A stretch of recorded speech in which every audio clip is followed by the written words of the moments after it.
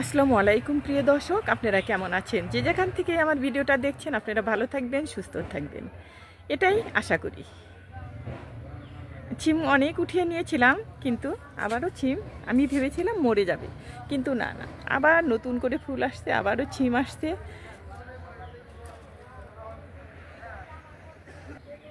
গাছের কাছে আসা এটা হলো ভালো লাগার বিষয়। সবাই কিন্তু গাছকে পছন্দ করে না, আবার গাছের কাছে আসতেও চায় না। সবজি খেতে চায় কিন্তু গাছের কাছে আসতে চায় না। কিন্তু আমার গাছ ছাড়া আমার কোনো কিছুই ভালো লাগে না। গাছ আমার সব কিছু। গাছকে আমি অনেক ভালোবাসি, অনেক। গাছের কাছে না আসলে আমার যেন কীরকম লাগে। ভোরেই কিছু গাছ রেখেই হাতে রেখেই চলে আসি, যে পরে এসে করব। তারপরেও দেখেন আমার কি সুন্দর গাছটা, কত সবুজ তরতাজা, দেখতে অনেক ভালো লাগে। অনেক ফুল আসতেছে, হ্যাঁ এরকম। হ্যাঁ, মনে হয় সবসময় আসবে এই ছোটো ছোটো এগুলোর থেকে, কিন্তু অনেক ছিম খেয়েছি।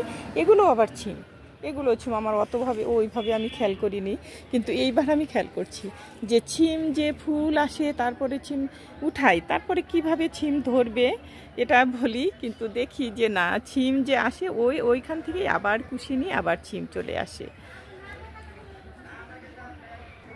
ভালো ছিম আসছে গাছে।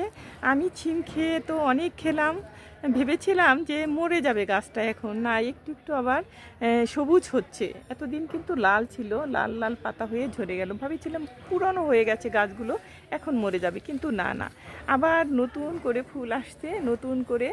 দেখুন, আমি কিন্তু আবার আশাবাদী যে আবারও ছিম খেতে পারবো।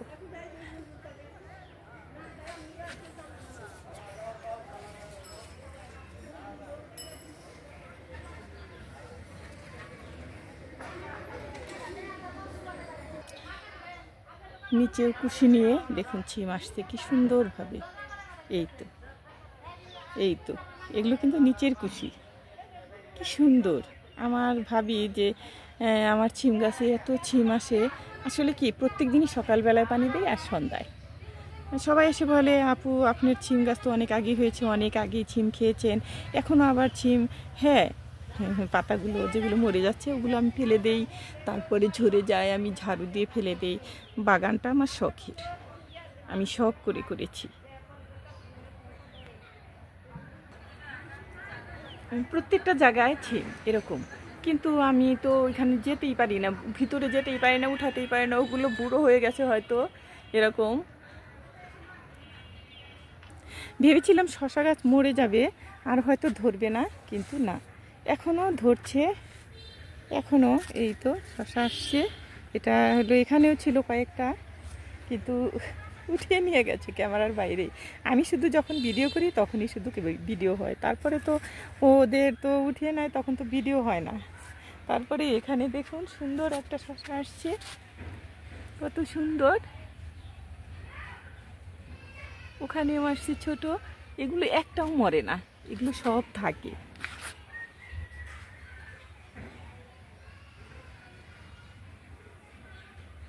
সব কিছুই অ্যাভারেজে মিলেই আমার বাগানটা অনেক সুন্দর, অনেক সুন্দর, ভালো লাগছে দেখতে। অনেক কিছু হচ্ছে, কিছু হবে, কিছু ফুল আসছে, এরকম। আমার গাছটা অনেক সুন্দর হয়েছে, একটা হলে কি হবে 10টার সমান। আপনাদের বারবার একটা কথা বলি যে আপনারা 20টা গাছ লাগাবেন না, আপনারা 10টা গাছ লাগাবেন। 10টা গাছের যত্ন করবেন, দেখবেন সবজি খেয়ে আপনারা শেষ করতে পারবেন না। গাছের গোড়ায় প্রচুর আপনারা প্রয়োগ করবেন, সবজি কাটা, মাছ কাটা, যত খাবারের যত ময়লা যত কিছু থাকে একটা টবের মধ্যে জমা করে ওগুলো দিয়ে দিবেন, দেখবেন গাছ তরতর করে বড় হচ্ছে, আর কিচ্ছু দিতে হবে না আপনাকে, শুধু ঠিকমতো পানি দিবেন। গাছের কাছে আসলে মনটা জুড়িয়ে যায়। মরিচ গাছ আমার অনেক সুন্দর হচ্ছে, অনেক মরিচ এখনই উঠানো যাবে, কিন্তু উঠাবো না, আরও কিছুদিন যাক তারপরে উঠাবো। আমার গাছ সবসময়ই ভালো লাগে, আমি গাছকে অনেক ভালোবাসি, অনেক পছন্দ করি। তারপরেও গাছ আমাকেও পছন্দ করে, কারণ যেখানে যেটা লাগিয়েছি ইনশাল্লাহ সবটাই লেগে গেছে।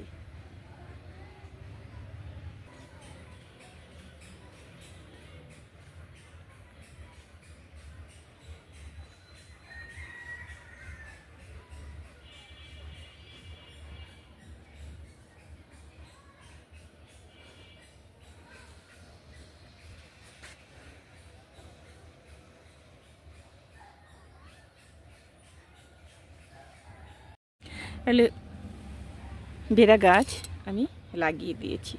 গাছগুলোর অনেক প্রয়োজন, কারণ এগুলি যখন কষা হয়, পায়খানাটা একদম কষা, সেগুলিতে এগুলি কিন্তু ভিতরের যে অংশটা আছে ওটা কিন্তু লেবু পানির সাথে চিনির সাথে মিশিয়ে আপনি শরবতটা খেয়ে ফেলবেন, দেখবেন আপনার একটু কষা নেই। এটা ডাক্তারের কথা, এটা আমার কথা নয়। তারপরে আমরা কিন্তু রূপচর্চা করি, যেগুলো মুখে দিতে হয়, দেখবেন অ্যালোভেরার কথা বলেই কিন্তু এরা বলছে যে এটা অ্যালোভেরা আপনার মুখে দিতে হবে, স্কিন ড্রাই হবে, ভালো হবে। কিন্তু এর চেয়ে যদি আমরা সরাসরি গাছের থেকে আমরা একটা অ্যালোভেরা নিয়ে যদি এটা আমরা নিজের থেকে করে নেই, আপনারা প্রথমেই আগে এটা নিচে কেটে সমান করে একটু দাঁড়া করিয়ে রাখবেন, দেখবেন যে সবুজ যে পানিটা, কি বলে হলুদ পানিটা, হলুদ কষটা এটা ঝরে যাবে।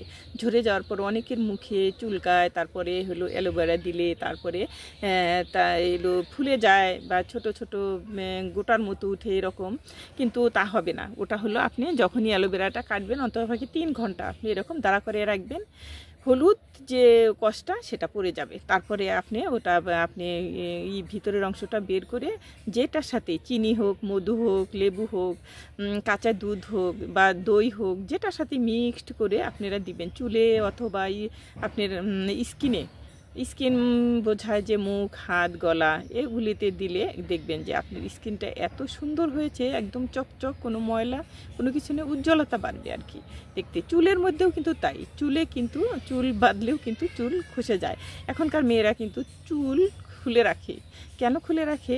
তারা চুলকে বাঁধতে চায় না, অনেকেই ছেড়ে রাখে, শর্ট করে রাখে। এই জন্যেই যে চুল বাঁধলে থাকে না, আমার চুলই বাঁধলে থাকে না, যতই ইলাস্টিক লাগাই, যত কিছু লাগাই, ব্যান্ড খুলে চলে যায়। কারণ অ্যালোভেরা এত একটা ভালো জিনিস, শুধু ডাক্তাররাই বলে না, শুধু আপনি যে কোনোভাবেই আপনি এটা ইউজ করবেন, দেখবেন যে না সত্যি সত্যি এটা খাবারের থেকে, এটা স্কিন, চুল, সব কিছুর থেকে আপনাকে তারপরে সুস্থতা রাখবে, শরীরের মধ্যে কোনো রোগ বিহিত হবে না। এটা বলেছেন এক ডাক্তার, শারমিন ডাক্তার বলেছে। আমি তার কথা নামটাও বলে ফেললাম। ভালো থাকবেন, সুস্থ থাকবেন। অনেক কথাই বলে ফেললাম আপনাদের সাথে, কিন্তু আমার বাগানটায় আসলে সব কিছুই আছে আমার বাগানে। এই অ্যালোভেরাটা আমি ওই পাশে আমার ওই ছোটো ছাদ থেকে নিয়ে আসে আমি লাগিয়ে দিলাম। তারপরেও আমি পানি আর একটু বেশি করে দিয়ে গেলাম, যেন বিকেলে এসে দেখব কেমন আছে। আপনারা প্রত্যেকটি অ্যালোভেরা গাছ লাগাবেন। তারপরে নিমের পাতা, তারপরে হলো তুলসীর পাতা কিন্তু আমি ভিডিওটা দেখিয়েছি দর্শকদের যে কিভাবে বেটে তারপরে হলো শুকো দিতে হয়, বড়ির মতো করে আমি রেখেছি সেগুলো। চলুন, আমি বেগুন গাছ লাগিয়েছি সেটা দেখাবো।